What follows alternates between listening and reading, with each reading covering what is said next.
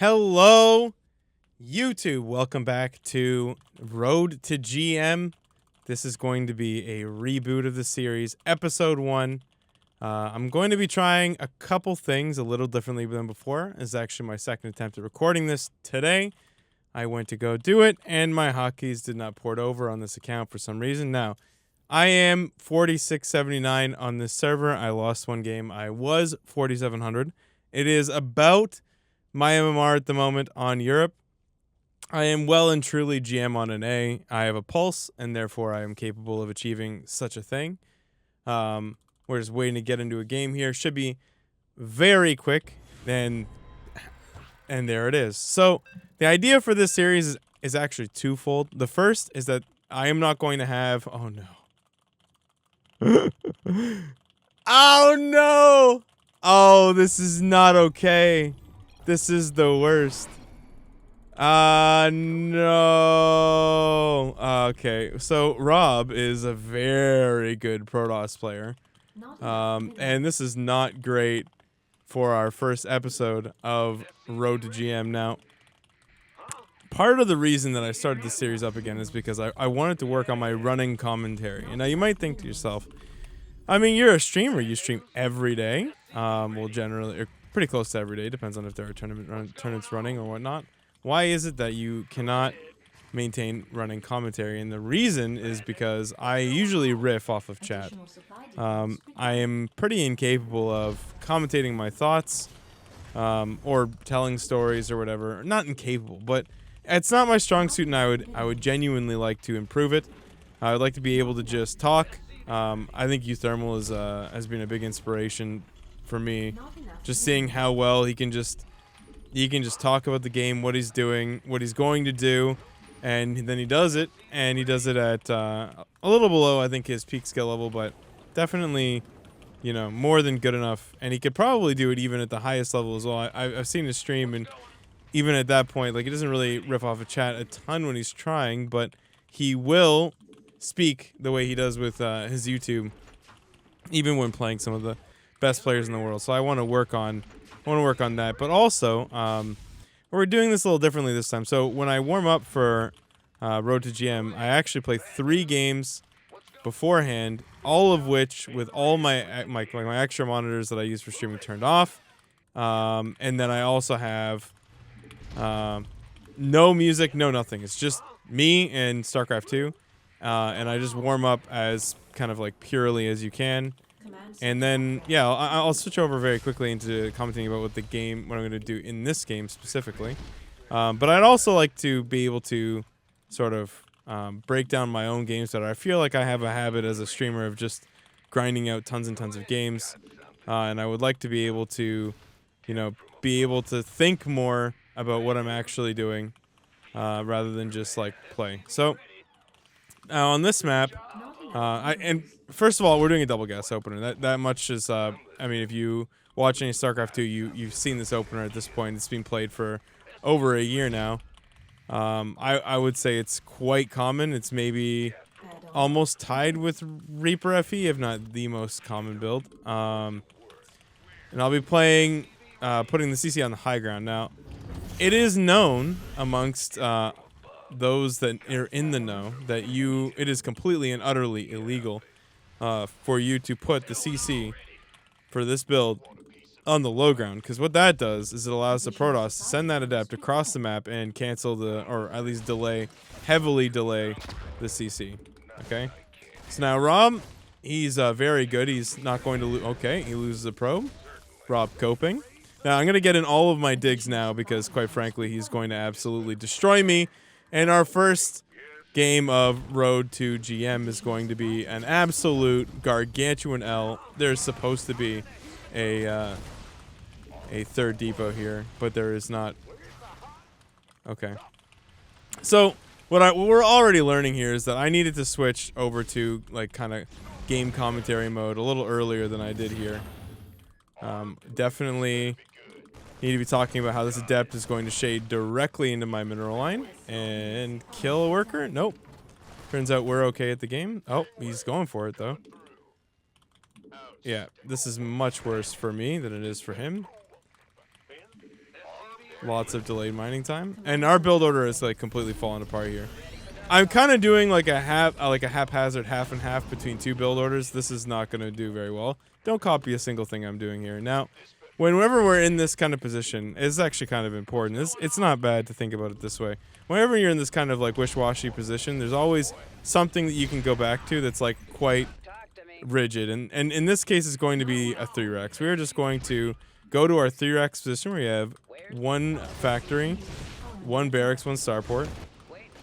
1 factory, 3 barracks, 1 starport, and we are going to push with these things, and we are going to see if we can get damage done. Now he's recalled the Phoenixes. We're going to do as much damage here as we can to these probes. We've gotten a handful so far. Actually, I don't mind our damage here. Like, I feel we got quite a bit of damage done. He's going to pick up this medevac as soon as it comes off boost 100%.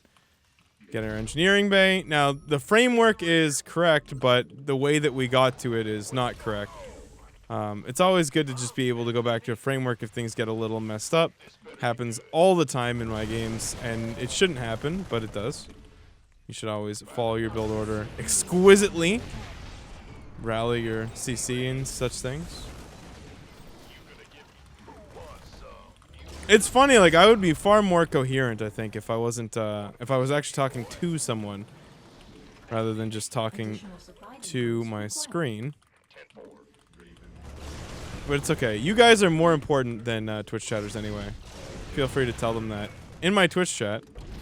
But at which point you'll become a Twitch chatter, so I don't really know how morality and kind of like existential shit works then.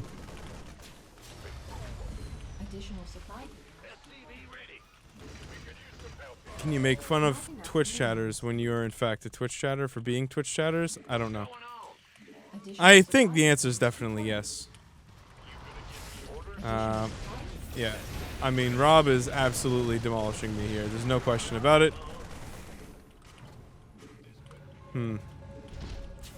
I don't really see a way that we're going to turn this around. So we're going to swap these over, get as many upgrades as we can, get as many mines as we can, I think. I'm going to try and hide the mines.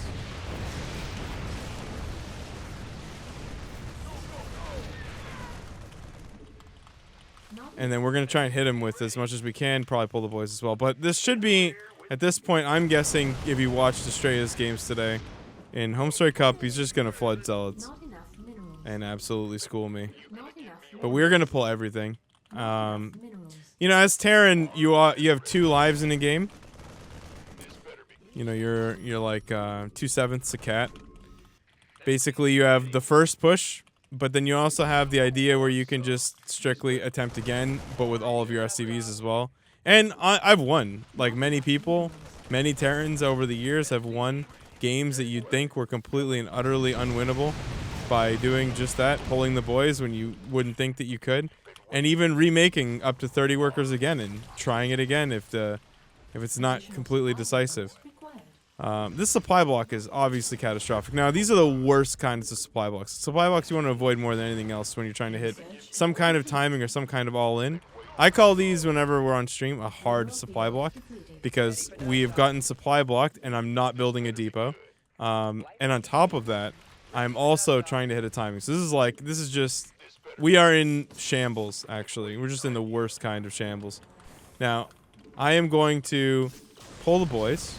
Go for it. I'm going to probably run into some form of splash. I haven't even scanned because I've been as greedy as I possibly can. Just literally F2ing my way across the map right now.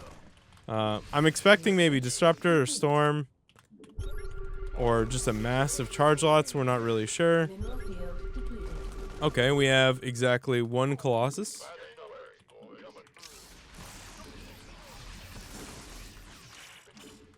Okay, so we're just trying to take our best fight, you know? We're like, you like living your best life, but you know, with fighting instead.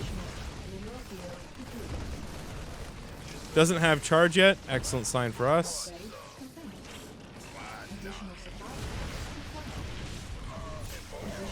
Okay, so now he has a second Colossus. So, you know, if I were streaming, what I would say is that this is doomed. He also has a green battery, and we tap out. Okay. That's 9 minutes. We'll play one more game. Desperately attempting to dodge Rob. I won't even look at that. It was just a complete cluster F. I'll try and swear less. Keep that ad revenue nice and high. Yeah, I'm gonna actually try and keep any series that I do. I'll try and keep them a little bit more chill. That'll make swearing much more valuable when it actually happens. So, keep that in mind. That was like worst case. That was worst case because I'm not like even 100% warmed up. It's pretty late right now. It's about 10. It's 10:15. I'll actually be recording. I may or may not be recording the next episode of what I don't even know what I'm calling it, but StarCraft 2. But I'm the villain. I like that. It's a very catchy thumbnail or title for YouTube videos. Like it's this thing, but I'm blah blah blah blah. Like that's the but. It's very nice in a sentence. Yeah. So we're just waiting here for a game. It is Europe. It is off hours. You probably will run into NA players. I would imagine Rob is probably he hasn't sent me the dot, so maybe he's not reverse sniping me. But now our MMR is going to wait, did I even lose any MMR for that? No. Because we're like 1,000 MMR below him, right? Yeah, so I don't think we lost anything. Yeah, I didn't lose any MMR. That's amazing. Well, that's how bad we are. So, we're still in provisional MMR mode, so we're going to gain and lose far more than we should. Oh my god. Okay. We got to put our big boy pants on here. All right. We have to try ultra hard cuz he's going to just slaughter us. We're going to talk about the game right off the bat here. So, what are we going to do to him? He played Phoenix last game. Odds are he's going to play Blink this game, try and vary it, try and change it up on me. Maybe he'll hit me with a cheese. I don't know. This is what you get for playing late night EU. You get a guy you talk to almost every night in Discord who's absolutely fantastic at StarCraft 2 and just destroys you with no hesitation and no shame. Now, what will we do? Well, how about we feel it out? We'll do once again a double gas opening, and what we'll do is we will decide if we see some early adepts, if we're going to do something different. Because we could do Cyclone Push. That was kind of what my build was supposed to be, but I built the Hellion anyway because I was changing it into a Mind Drop, playing something a little bit more standard. You shouldn't never do that. You should have your build order and just kind of have your audibles that you can call if the game goes completely weird. So like, let's say you have a build order where, your opponent is going to play Blink instead of playing Phoenixes, and now you have a variation for what you do when your opponent plays Blink instead of Stargate. You don't want to have a build order where you just lose if your opponent plays something else. There are those builds that exist, but at that point you're pretty much just cheesing.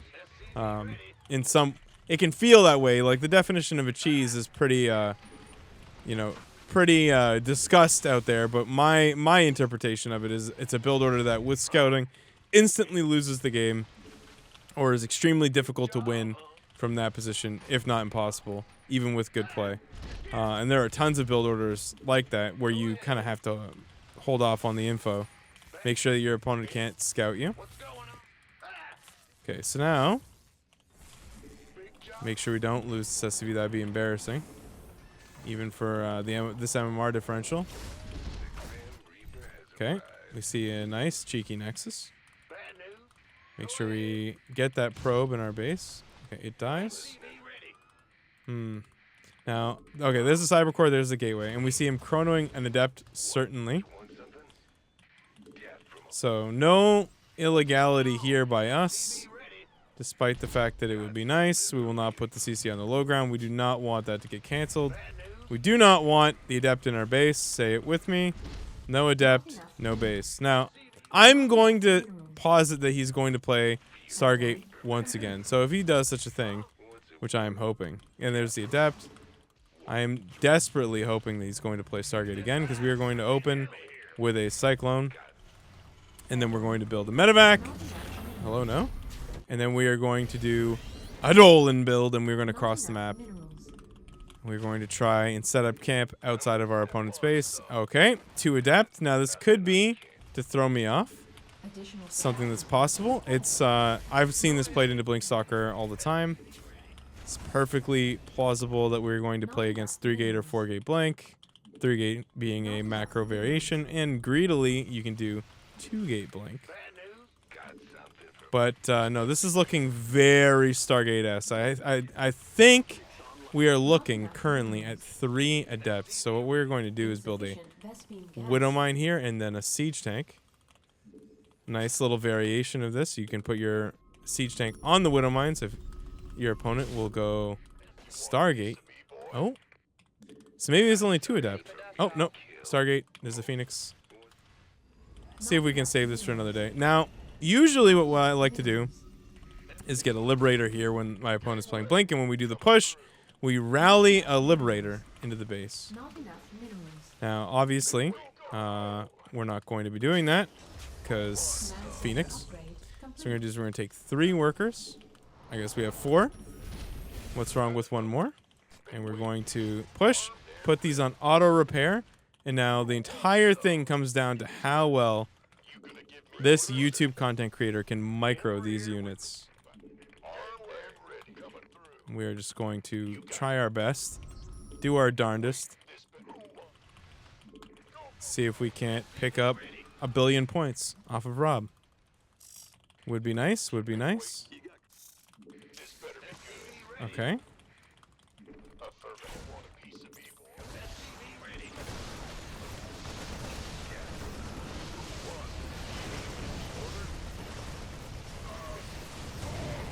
Oh, the worst case.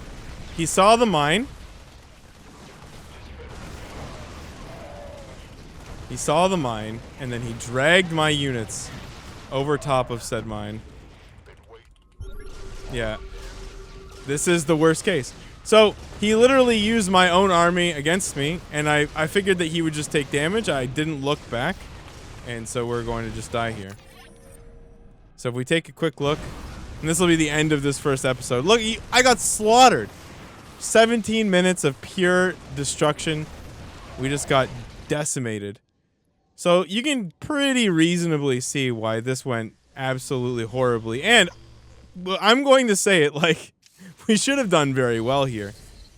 He does have a ton of Phoenix, which is great, but given better positioning, maybe build a bunker, I probably could have done much better here. Locking on to the units would have been much more beneficial.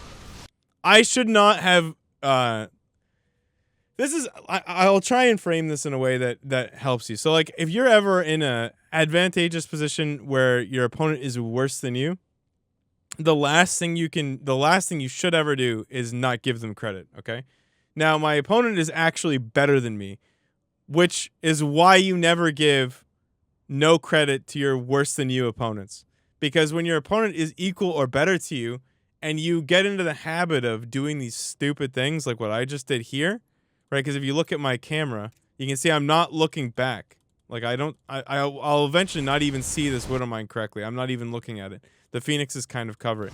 Now, against a better opponent, I should just unsiege this because my Marines are still fine and micro back. But what I hope for is that when he brings his single Phoenix, I thought he was moving more than just 1 Phoenix. Back here, he just takes the damage. But he sees the mine and micros the Phoenix back onto my units, which is impeccable gameplay.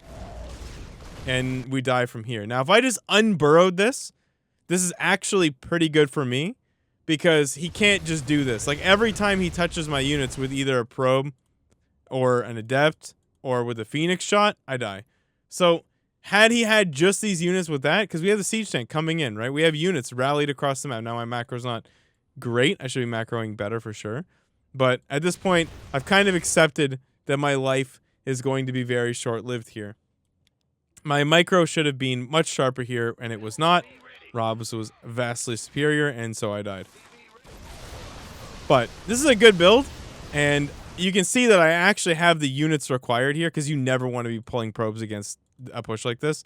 Any amount of pro damage is good. Like, This is not a good case for him. I absolutely should have done more damage here than I did. But yeah, this is just a great way to turn lemons into some lemonade. All right. Hope you enjoyed episode 1. I will be working to improve this commentary. Like, even if this episode tanks, bombs, doesn't do well, whatever, I will be continuing to upload these one a week, just to practice the skill of constant running commentary, specifically over top of my own gameplay, so that I'm capable of doing such a thing. Mainly, I'm practicing for when Stormgate comes out, and I have to, and if I want to do content talking about what I'm choosing to do in that game when the game is still unexplored, I want to be able to have that skill, which is not one that I feel that I currently properly have. All right. Hope you guys had an excellent day, whatever day it happens to be, and I hope you guys enjoyed this first episode back to Road to GM. Love you all. Hey, YouTube. If you like this video, comment, subscribe, leave a like. Consider joining our wonderful channel members here, and have a good day.